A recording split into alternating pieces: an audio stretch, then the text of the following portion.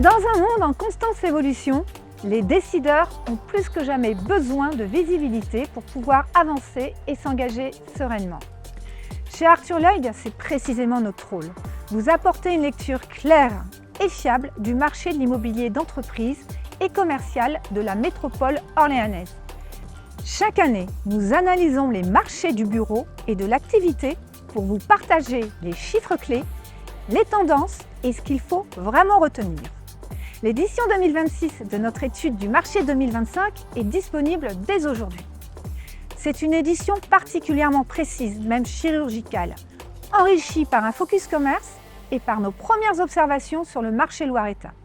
Pour cette nouvelle édition, nous avons également choisi d'innover en vous proposant une synthèse de nos analyses sous un format différent. Un film plus dynamique et plus accessible.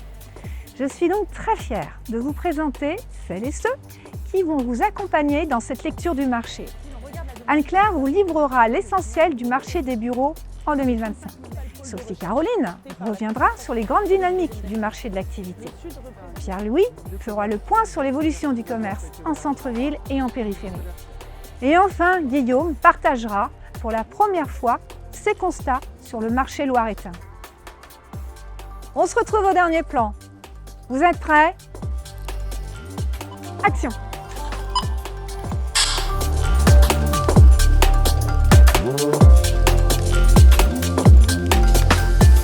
En 2025, le marché des bureaux sur Orléans Métropole est resté actif.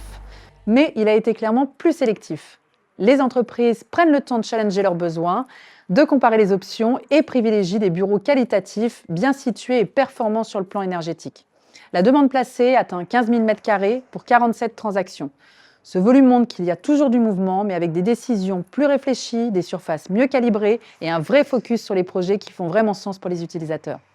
La majorité des transactions se fait en location. Dans un contexte économique incertain, les entreprises cherchent avant tout de la souplesse, tout en restant attentives aux opportunités d'acquisition et notamment quand un actif comme celui où je suis offre un potentiel de revalorisation. Si l'on regarde la demande que nous avons enregistrée, le signal est plutôt positif. Plus de 35 000 m² recherchés pour plus d'une centaine de projets. Toutefois, on constate que le cœur du marché sont les petites et moyennes surfaces, portées par des PME, des professions libérales et des sociétés de services. Géographiquement, la centralité domine. Orléans, l'hypercentre, le secteur gare et le sud de la métropole concentrent l'essentiel des attentes. Les utilisateurs veulent avant tout l'accessibilité, la visibilité et l'offre de services qui valorisent l'image de l'entreprise et le quotidien des équipes. En parallèle, le stock disponible s'est reconstitué avec environ 67 000 m² de bureaux immédiatement disponibles. Cela offre une vraie profondeur de marché, mais renforce la sélectivité. Les actifs les mieux situés et les plus performants se distinguent, tandis que les immeubles obsolètes, sans stratégie de requalification, sont davantage pénalisés. En termes de valeur, le marché orléanais reste globalement stable, avec des niveaux désormais bien identifiés, avec une valeur locative moyenne autour de 135 € hors taxes par mètre carré par an, et à l'acquisition, la valeur moyenne se situe autour de 1 800 € par mètre carré. Direction rue Claude Lévy, où j'ai un autre bien à vous faire découvrir. J'ai souhaité poursuivre cette présentation sur ce site qui illustre concrètement la manière dont un utilisateur peut transformer une contrainte de marché en opportunité. Il s'agit du futur siège d'Orex, cabinet comptable, présent sur Orléans depuis plus de 40 ans, qui nous a confié en 2024 sa recherche de bureau. Orex cherchait une solution sur mesure pour ses équipes tout en affirmant ses engagements environnementaux et énergétiques. L'objectif, un immeuble qui porte leur image sur le long terme. Pourquoi ce choix? D'abord, la proximité immédiate avec leurs locaux actuels qui permet un changement dans la continuité, sans rupture pour les collaborateurs. Ensuite, une surface parfaitement calibrée à leur organisation avec le bon nombre de stationnements. Une visibilité sur un axe passant d'Orléans pour renforcer leur notoriété. Le choix stratégique de devenir propriétaire pour sécuriser leur développement. Et enfin, une vraie démarche RSE, redonner une nouvelle vie à ce bâtiment en conservant son usage tertiaire, en s'appuyant sur la signature architecturale de l'atelier Pointville, dans une logique responsable. En résumé, ce projet illustre parfaitement les opportunités de l'année 2025, un emplacement stratégique, un actif à requalifier, une stratégie claire au service des collaborateurs, de l'image et de la performance environnementale. C'est exactement ce type de trajectoire que nous construisons au quotidien avec nos clients sur le marché orléanais.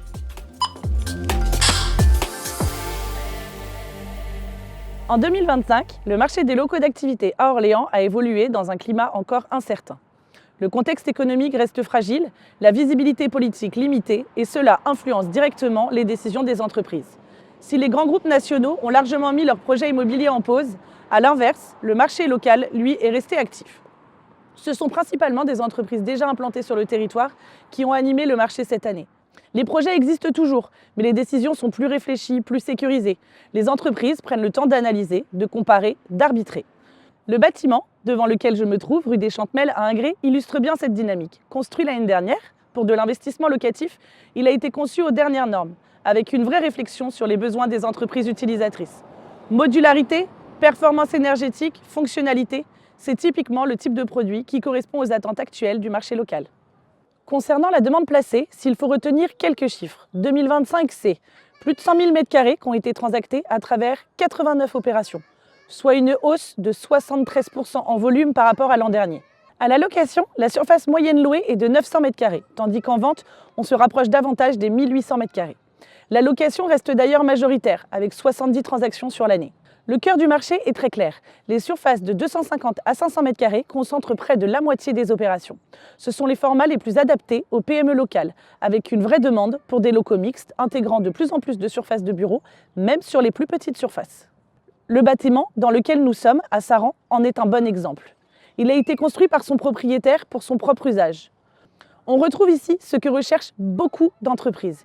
Des bureaux lumineux, une répartition fonctionnelle, une salle de réunion adaptée, une surface d'activité bien dimensionnée et de l'espace extérieur. Ce type d'outil immobilier correspond exactement au cœur du marché actuel. Les surfaces inférieures à 250 m² restent également très recherchées et se commercialisent rapidement lorsqu'elles sont bien situées. A l'inverse, les formats compris entre 1000 et 1500 m² sont plus lents à absorber. L'absence de projets portés par des enseignes nationales se fait clairement sentir sur ce segment. Géographiquement, la demande ne s'est pas déplacée d'un secteur à l'autre. Elle s'est positionnée là où l'offre était disponible. Le secteur ouest reste le plus recherché, notamment pour son accessibilité et sa concentration d'activité. Le sud affiche également une belle dynamique cette année, portée par la commercialisation de sites plus importants. Globalement, les secteurs situés au nord de la Loire concentrent près des 3/4 des transactions, ce qui confirme leur poids historique dans l'activité économique locale. Enfin, le marché s'appuie toujours majoritairement sur le parc existant. Près de 70% des surfaces transactées concernent des bâtiments de seconde main. Le neuf progresse néanmoins avec environ 20% des volumes, principalement sur des petites opérations ou des bâtiments indépendants. En revanche, les actifs réellement restructurés ou rénovés pour être remis sur le marché restent rares. Les travaux sont plutôt réalisés par des propriétaires occupants pour moderniser leur outil de travail plus que dans une logique spéculative. Maintenant, concernant la demande qui nous a été exprimée, malgré un contexte toujours marqué par une visibilité économique limitée, la demande exprimée a progressé en 2025. Nous avons enregistré 138 demandes, ce qui représente environ 175 000 m² recherchés. Là encore, il s'agit majoritairement d'un marché endogène porté par des entreprises locales ou régionales. Pour parler secteur d'implantation, les critères de localisation pour les entreprises sont prioritairement l'accessibilité, la proximité des grands axes, la facilité de circulation, l'organisation des flux et le confort pour les salariés. Le nord de la Loire reste le principal pôle de recherche, porté par la concentration historique des zones d'activité. Le sud représente une part plus ciblée, souvent liée à des contraintes spécifiques ou à des habitudes d'implantation. Enfin, près de la moitié des recherches sont formulées à l'échelle de toute la métropole, sans distinction stricte. Ce sont des entreprises qui privilégient avant tout la qualité et la fonctionnalité du bien. En 2025, près de 95 000 m² de nouveaux locaux d'activité ont été commercialisés sur le marché. Cela représente 119 produits supplémentaires. C'est moins qu'en 2024, qui avait été marqué par la livraison de plusieurs parcs neufs d'envergure, mais cela reste un volume significatif. Cette année, le marché a surtout absorbé les livraisons précédentes, sans l'arrivée de grands projets comparables. Globalement, l'offre a su répondre à la demande, ce qui n'a pas toujours été le cas ces dernières années.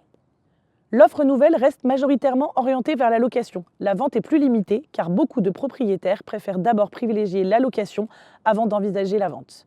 Mais une fois la décision prise et lorsque le prix est cohérent avec le marché, les transactions se réalisent dans des délais relativement courts. Le parc existant, c'est-à-dire la seconde main, permet de répondre à la demande exprimée. Le neuf progresse mais sous une forme différente. Cette année, on voit davantage de petites cellules ou de bâtiments indépendants plutôt que de grands ensembles.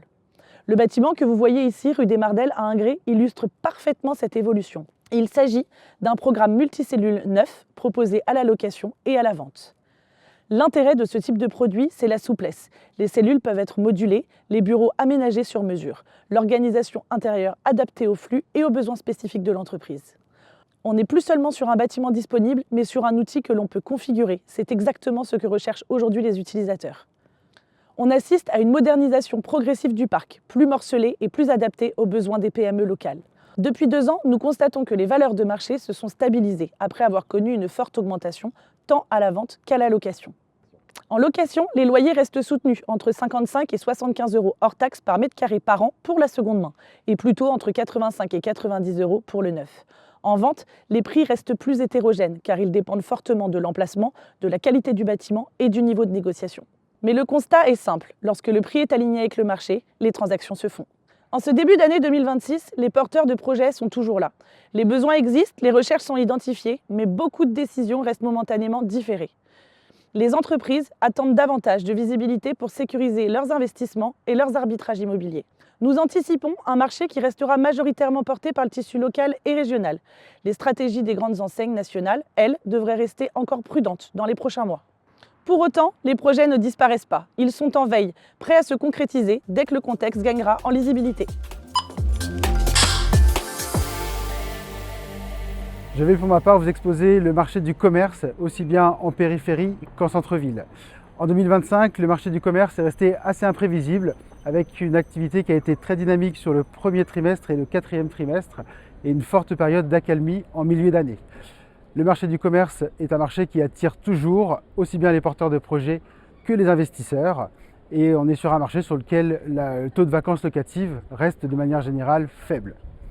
En 2025, la majorité des négociations se sont portées à 60% en centre-ville, 20% sur les axes commerciaux majeurs et 20% en zone commerciale. Passons désormais au commerce de centre-ville. Le centre-ville d'Orléans conserve toujours sa pleine attractivité, les valeurs locatives se maintiennent et la vacance locative reste toujours inférieure à la moyenne nationale. La demande reste forte. 60% de la demande globale de notre marché s'est portée sur le centre-ville en 2025, avec soit des porteurs de projets qui lancent leur propre concept, soit qui s'adossent à des franchises. Les enseignes ont de leur côté ralenti leur développement en succursale. Sur l'année 2025, les locaux commerciaux ont rapidement trouvé preneur. Les négociations ont quant à elles été ralenties par les démarches administratives auxquelles les porteurs de projets sont soumis, portant généralement sur les autorisations de travaux, les démarches ERP et l'obtention des financements. Les négociations se sont portées majoritairement en location pure. Concernant la pratique de la cession de bail, elle s'applique uniquement sur les rues commerçantes numéro 1, telles que la rue Charles-Sanglier, ou en présence de conditions locatives attractives. Bien que les commerces ont trouvé rapidement preneur sur l'année précédente, on note que ces dernières années, les activités qui se sont récemment installées ont du mal à être résilientes face au contexte économique que nous connaissons. Effectivement, il y a un turnover qui est plus important. Les porteurs de projets et les locataires nous sollicitent régulièrement pour étudier des possibilités de résiliation anticipée de leurs baux qui passent généralement au travers de la recherche de locataires successeurs. Ce qu'il faut retenir du commerce de périphérie. Concernant la périphérie, on distingue le commerce sur les axes commerciaux majeurs tels que la RD 2020 et les zones commerciales. Concernant les axes commerciaux, on a une forte demande qui est toujours présente depuis plusieurs années. Elle porte généralement sur des surfaces comprises entre 100 et 300 mètres carrés, avec une demande vraiment principale sur les demandes d'environ 150 mètres carrés. Sur ces segments, on a une offre qui est vraiment inférieure à la demande. Concernant les zones commerciales, nous notons un net recul de la demande. Les enseignes ont majoritairement conservé leurs emplacements, certaines ont donné congé et les emplacements qui ont été libérés n'ont à ce jour toujours pas été reloués. Concernant la demande, les surfaces recherchées portent désormais sur des surfaces comprises entre 250 et 500 mètres carrés, avec peu de recherches sur les surfaces de plus de 500 mètres carrés. Effectivement, on note que les enseignes cherchent désormais à optimiser leurs charges locatives, qui deviennent très importantes sur des surfaces de plus de 500 mètres carrés, notamment au regard du coût des loyers. Pour conclure, l'année 2025 s'est finalisée sur une note positive avec la concrétisation en décembre de nombreux dossiers qui avaient été engagés sur le milieu d'année. Également, la forte activité en décembre a permis de pouvoir lancer de nouveaux dossiers qui se concrétiseront sur le premier semestre 2026, permettant de démarrer cette année, contrairement à l'année précédente, avec plus de visibilité.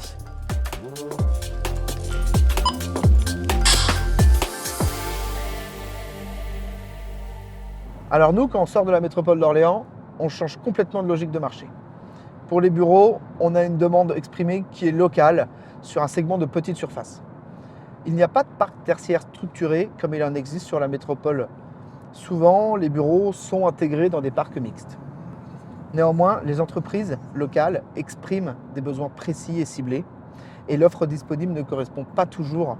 Le résultat, c'est que certains projets mettent plus de temps à se concrétiser. Pour les locaux d'activité, le marché est beaucoup plus équilibré, mais il n'est pas homogène. L'ouest du département fonctionne très bien, notamment grâce aux axes logistiques.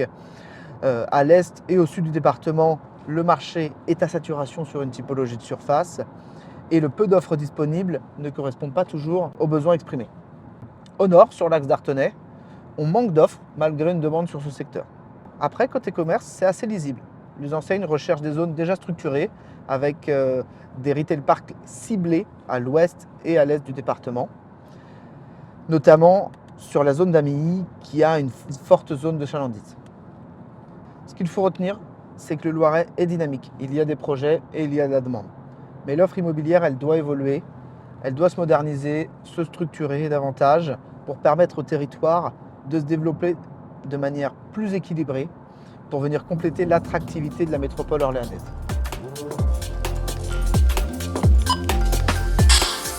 Pour conclure, quelques enseignements clés sont à retenir de cette étude. Tout d'abord, d'une manière générale, les marchés continuent d'évoluer. La demande est toujours présente. Les utilisateurs sont aujourd'hui plus exigeants dans leurs attentes. Et pour autant, l'offre proposée n'est pas toujours en adéquation avec la demande exprimée. Ce qui implique pour les propriétaires, bailleurs ou vendeurs, une nécessaire adaptation de leurs produits pour répondre aux nouvelles exigences. Les délais de concrétisation des projets s'allongent, ce qui est certes le reflet de décisions plus réfléchies, plus encadrées, mais c'est aussi la conséquence des process de financement de plus en plus longs. Et c'est également la conséquence des démarches administratives toujours plus contraignantes. L'impact environnemental et les enjeux RSE sont désormais systématiquement au cœur des projets. Une donnée en revanche reste inchangée. Notre marché demeure largement endogène. L'attractivité d'Orléans Métropole reste donc un enjeu majeur.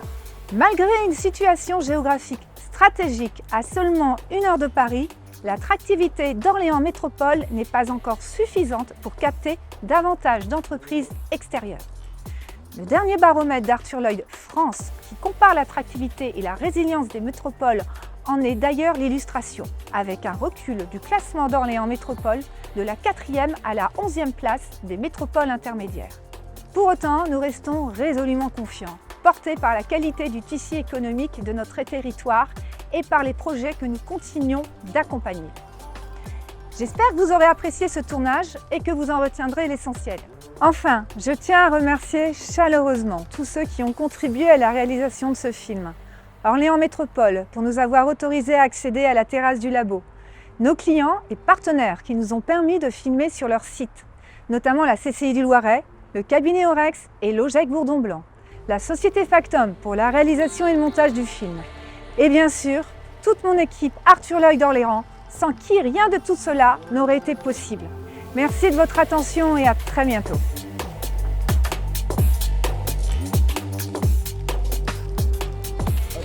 Ouais, puis mon texte était parfait jusque-là. Donc... Il y avait une guêpe.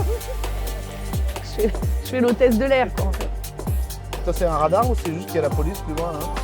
Action. Voilà, là, celle-ci tu la mets.